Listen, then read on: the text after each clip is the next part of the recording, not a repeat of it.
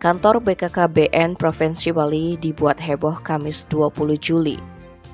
Pasalnya salah seorang pegawai negeri sipil bernama Dewa Madisu ke 56 tahun ditemukan tak bernyawa di ruang kerjanya.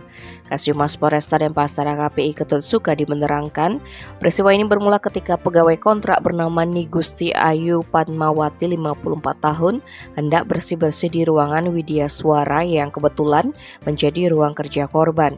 Namun wanita ini kaget lantaran mendapati Dewa Suka tergeletak di lantai dengan punggung bersandar di tembok di samping kursi kerjanya.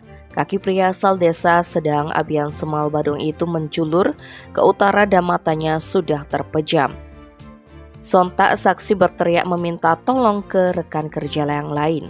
Sementara itu, sepengetahuan rekan kerja korban yakni PNS bernama Dewa Nyoman Dalem 38 tahun, korban disebut masih presentasi pelatihan online dan sendiri berada di ruangannya sekitar pukul 10, sedangkan saksi sendiri sedang tugas ketabanan. Hingga kemudian pukul 16, Dewa Dalem mendengar teriakan dari Ayu Padmawati bahwa Dewa Suka disebut sudah terbujur kaku. Maka saksi juga mengeceknya, kemudian ia memanggil rekan kerja yang juga adalah tenaga kesehatan untuk memeriksa pria parubaya tersebut dan saat itu disebut sudah tak bernafas. Sehingga mereka memanggilkan ambulans untuk mengevakuasi jenazah korban ke rumah sakit.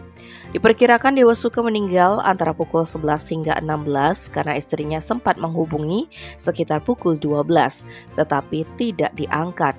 Dugaan awal korban meninggal dunia karena sakit jantung yang dideritanya.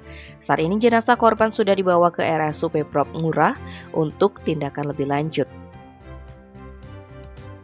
Tim Bali Express melaporkan.